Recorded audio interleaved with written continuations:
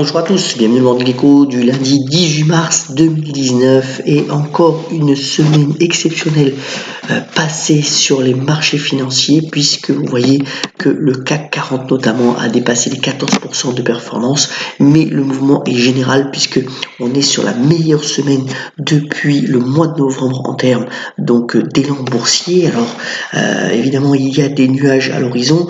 Ce matin notamment on a appris que finalement la rencontre entre Donald Trump et le président chinois pourrait n'avoir lieu que au mois de juin, mais les marchés n'en font pas tant cas et c'est plutôt, comme vous voyez dans cette petite photo là, une surprise, c'est le fait que la situation va moins mal que ce qui était peut-être prévu par les économistes et les analystes au mois de novembre et décembre lorsque la baisse est enclenchée. Et bien voilà, il y a plutôt un mouvement de reprise d'activité. Alors est-ce que ce mouvement là va durer? Est-ce qu'il est étayé par des résultats économiques plus probants? C'est toute la question. Et notamment, vous voyez la recrudescence de ce qui s'est passé samedi aux Champs-Élysées avec le mouvement des Gilets jaunes, obligeant d'ailleurs le président Macron à écourter son séjour au ski. Et bien, tout ça, ce sont les éléments que l'on va scruter dans les prochaines semaines. Mais voilà, le marché américain tente lui aussi de retrouver ses plus hauts niveaux donc historiques, puisqu'on n'est plus qu'à 4-5% du plus haut niveau, à 2822 notamment sur le SP500.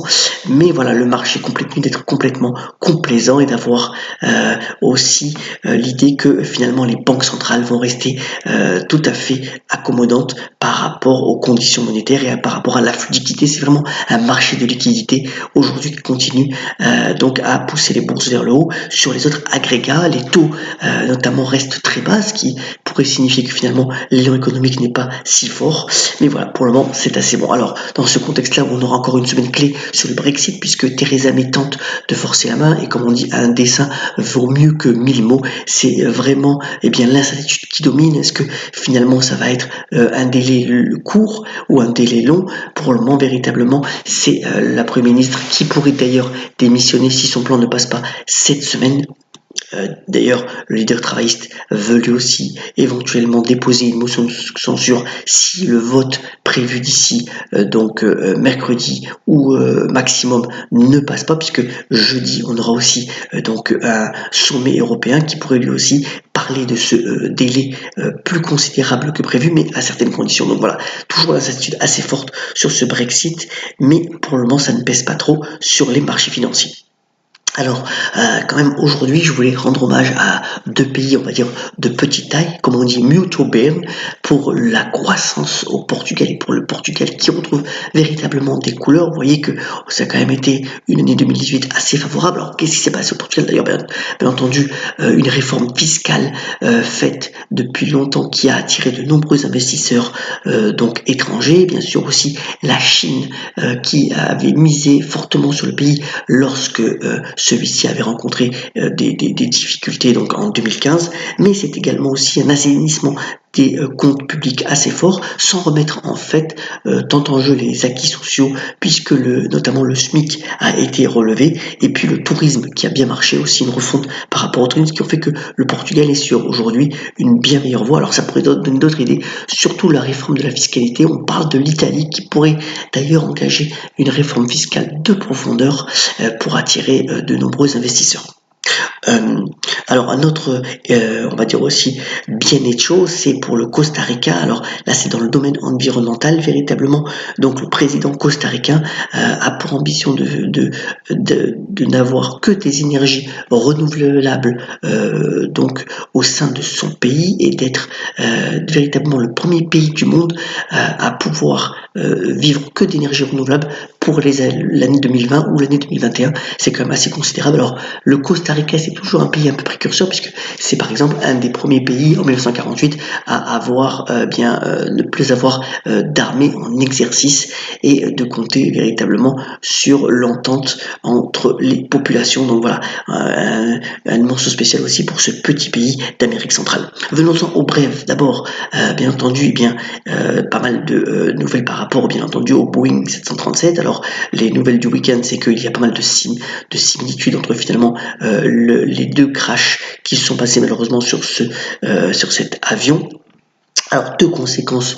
D'abord, la première, c'est à droite, et bien entendu, ça profite pour le moment à court terme à Airbus, puisqu'on pense que certaines commandes qui étaient prévues pour le 737 peuvent finalement favoriser le A320 ou le A321, donc de l'équipementier, du constructeur européen. Et puis l'autre conséquence, c'est plus dans les négociations finalement entre la Chine et les États-Unis, le fait que finalement, au lieu de ce duopole entre Airbus et Boeing, véritablement c'est les constructeurs chinois aussi d'avions qui vont émerger, et cela commence puisque vous voyez que de plus en plus d'avions chinois volent entre notamment les États-Unis et la Chine. C'est le graphique de gauche, et que cette tendance va véritablement se fortifier, se confirmer dans les prochaines années, faisant d'elle véritablement au moins un géant chinois de l'aéronautique d'ici quelques années.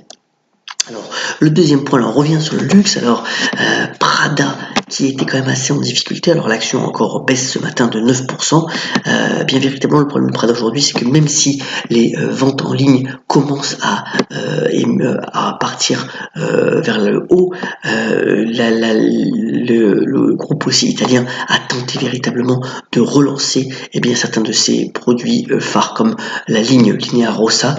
Pour le moment, c'est la rentabilité qui véritablement en berne. Alors c'est un Prada, donc le groupe italien de luxe est coté sur la bourse de Hong Kong. Est-ce que ça vaut le coup de s'y remettre? Peut-être pas tout à fait pour le moment. Alors est-ce que ça peut être aussi une tentation pour le groupe italien de se mettre avec un des géants du luxe comme Kering ou LVMH? On verra ça dans les prochains mois, si tant est que le groupe italien n'arrive pas véritablement à retrouver des couleurs. Alors tout est fait pour que ce soit le cas, mais enfin ça prend encore un peu de temps. Et là vous voyez, c'est la nouvelle boutique qui a été inaugurée ces dernières semaines à Monaco.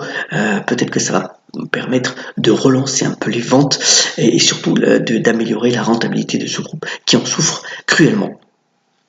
Voilà, le contraire, c'est Korian. Alors Korian, c'est un des spécialistes, bien entendu, de l'exploitation des maisons de retraite à travers l'Europe et notamment en France. Alors Korian, vous voyez, a monté de 4%, donc vendredi pratiquement 3,96%, puisque le groupe a revu encore à la hausse ses prévisions, lui, de résultats et donc de rentabilité. Alors c'est un groupe qui fonctionne bien, on est pratiquement, donc vous voyez, au plus haut sur les 5 ans. Alors le dividende aujourd'hui a bien baissé puisque l'action est bien montée, on est à 1,65%. Voilà, c'est véritablement une action de croissance qui est appréciée par les investisseurs, et notamment donc pour son positionnement stratégique, la restructuration dont le groupe a fait état depuis plusieurs mois maintenant et qui porte véritablement ses fruits. Alors, une introduction importante sur le marché américain, c'est le concurrent d'Uber donc aux États-Unis, ça s'appelle Lyft. Alors, ça pourrait être valorisé à la bourse de New York, donc entre 23 et 25 milliards donc de dollars dès cet après-midi. C'est un groupe qui fonctionne bien, qui bien entendu est encore en perte nette, mais qui a augmenté son chiffre d'affaires année après année, surtout en 2018 en vue de cette introduction en bourse, et qui est véritablement un concurrent d'Uber important aux États-Unis et qui est apprécié d'ailleurs par ses utilisateurs. Terminons ce Morning Echo en parlant donc véritablement de cette nouvelle tendance qui se met en place sur la façon que l'on va avoir si on est spectateur et surtout téléspectateur d'événements sportifs. Alors, et de plus en plus avec ce qu'on appelle la réalité virtuelle et le fait que les technologies évoluent, c'est l'idée de regarder une rencontre sportive avec de plus en plus personnalisée et avec les critères que l'on choisit en termes de statistiques, en termes d'angle de vue. Vous voyez que énormément d'efforts ont été mis en place par les diffuseurs pour tenter de voir différents angles de vue par rapport à une rencontre, se concentrer sur un joueur ou sur un aspect du match, mettre en place des statistiques propres pour pouvoir suivre avec le plus de plaisir possible une rencontre. C'est tout le futur et tout l'enjeu la façon dont les rencontres sportives seront diffusées dans les prochaines années. Voilà donc pour l'essentiel de l'actualité. On vous souhaite une excellente semaine et on termine ce Morning Echo par la citation du jour. Elle nous vient de ce superbe poète Stéphane Mallarmé qui a notamment dit « Un poème est un mystère dont le lecteur doit chercher la clé ». Excellente journée, soyons comme d'habitude solidaires, ayons la pêche et soyons vifs, et à demain sur le Morning Echo.